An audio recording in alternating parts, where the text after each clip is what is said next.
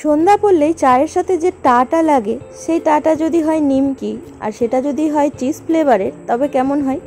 তো hello everyone, আমি সেজুতি আপনাদের জন্য নিয়ে চলে এসেছি আজকে একটা অন্যরকম নিমকির রেসিপি। সিম্পল নিমকি তো বাড়িতে বানাচ্ছেন, এটা একটু অন্যরকম নিমকির রেসিপি। তো তার জন্য এখানে আমি 2 কাপ ময়দা নিয়ে নিয়েছি। এই ময়দাটাতে আমি সামান্য লবণ অ্যাড করব। নিমকিতে লবণের পরিমাণটা একটু বেশি রাখতে হয়। এবার 2 পিঞ্চের মতন দিয়ে দিব সোডা। এবার একটা বড় কিউব দিয়ে দিব বাটার। বাটারটা আমি ফ্রিজে রাখা ছিল, সেই রকমই শক্ত চিল্ড বাটারই এখানে অ্যাড করেছি। এবার দিয়ে দিব চিজ, যেহেতু চিজ ফ্লেভারের করব তো এখানে আমি 3টা চিজ কিউব অ্যাড করেছি। আপনাদের কাছে চিজ কিউব না থাকলে স্লাইস থাকলে আপনারা স্লাইসটাও অ্যাড করতে পারেন। আমার কাছে এই চিজ কিউবটা ছিল, এটাই আমি 3টা অ্যাড করে দিয়েছি। এটাকে এভাবে ম্যাশার দিয়ে ভালো করে ম্যাশ করে অ্যাড করতে হবে। এরপরে নিয়ে নিব দুধ। দুধটাকে আমি আগে থেকে গরম করে রেখেছিলাম, তো যখন আমি এটা মাখবো তখন কিন্তু দুধটা নর্মাল টেম্পারেচারেই দুধ নিতে হবে, যেন দুধটা নর্মালি থাকে, একদম কনকনে ঠান্ডাও না গরমও না, একদম নর্মাল দুধটা নিতে হবে। এখানে আমি 3/4 কাপ দুধ নিয়েছি। তো ময়দাটাকে প্রথমে ভালো করে বাটার, চিজ, তারপরে লবণ আর সোডা যা দিয়েছিলাম সেটা দিয়ে ভালো করে আগে ময়দাটাকে মেখে নিতে হবে। তারপরে অল্প অল্প করে দুধ দিয়ে এটাকে ভালো করে মেখে নিতে হবে। দুধটা প্রথমে একবারে ঢেলে দেওয়া যাবে না, অল্প অল্প করে মেখে একটা কাপড় দিয়ে ঢেকে রেখে দিতে হবে।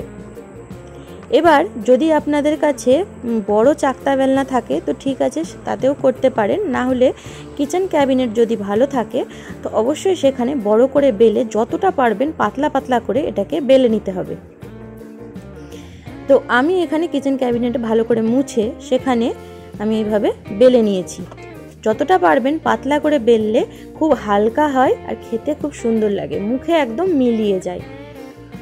তো আমি এগুলো টুকরাগুলো ছোট ছোট চারকোনা করেছি, আপনারা চাইলে এটাকে কোনা কোনাও করতে পারেন। প্লেন নিমকিটা আমরা কোনা কোনা করি, তো এটা যেহেতু চিজ ফ্লেভারের করব তাই একটু দেখতে অন্যরকমের জন্য আমি ছোট ছোট চারকোনা শেপটা দিয়েছি। এটা কাটার পরে উপর থেকে হালকা ময়দা ছিটিয়ে এরকম চাকু দিয়ে টানলেই সব নিমকিগুলো উঠে আসে। তারপরে তেলটাকে ভালো করে গরম করে কম আঁচে করে রাখতে হবে। যখন আপনাদের নিমকিগুলো বেলা হয়ে যাবে তখন এর মধ্যে নিমকিগুলো ছেড়ে ফ্লেমটাকে হাই করে যখন নিমকিগুলো ফুলে যাবে আবার ফ্লেমটাকে কম করে নিমকিগুলোকে কম আঁচে আবার কিছুক্ষণ ভেজে তুলে নিতে হবে। একদম বাড়িয়ে রাখবেন না, না হলে আবার নিমকিগুলো পুরো একদম পুড়ে যাবে। তো এইভাবে নিমকিগুলো পরপর ভেজে নিতে হবে।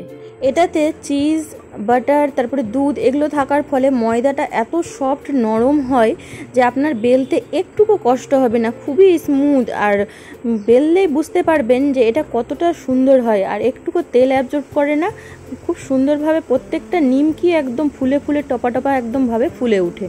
যদি আপনারা ভাবেন যে সোডাটা অ্যাড করবেন না তো সোডাটা বাদও দিতে পারেন, এটা স্কিপ করা যায়।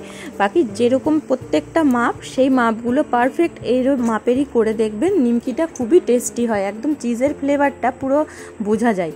তো দেখুন কতটা আমার নিমকিগুলো সুন্দর মুচমুচা হয়েছে, আওয়াজটাতেই বুঝতে পারছেন। তো এই নিমকিটা আমি একটু অন্যরকম ফ্লেভারের বানাবো। এটা তো চিজ ফ্লেভারের হলো, আমি আধাটা চিজ ফ্লেভারের রাখবো আর তার মধ্যে আমি একটা মশলা অ্যাড করব। এটা হচ্ছে পিরি পিরি মশলা, পিরি পিরি মিক্স। এটা যে কোনো মলে, শপিং মলগুলোতে যেগুলোতে গ্রোসারি মার্কেটে জিনিস পাওয়া যায় সেগুলোতে দেখবেন 10 টাকা দাম বেশি নয়, মাত্র 10 টাকাতে এই প্যাকেটগুলো পাওয়া যায়। তো এইটাই আমি সামান্য 1 চামচের মতন অ্যাড করেছি। নিমকিটার স্বাদ এত সুন্দর আরও হয়ে গেছে যে বলার কথা নয়। এর আগে আমি পুদিনা ফ্লেভারের নিমকি দেখিয়েছি আপনাদেরকে, তো এবার পিরি পিরি মিক্স দিয়ে দেখালাম। তো এটাও ট্রাই করে দেখতে পারেন আর জানাবেন এই নিমকির রেসিপিটা কেমন লাগলো। ভালো লাগলে একটা লাইক করবেন আর চ্যানেলে নতুন থাকলে অবশ্যই চ্যানেলটা সাবস্ক্রাইব করে দিবেন। আবার দেখা হবে নতুন কোনো রেসিপির সঙ্গে। ততক্ষণ সবাই সুস্থ থাকবেন, ভালো থাকবেন, ধন্যবাদ।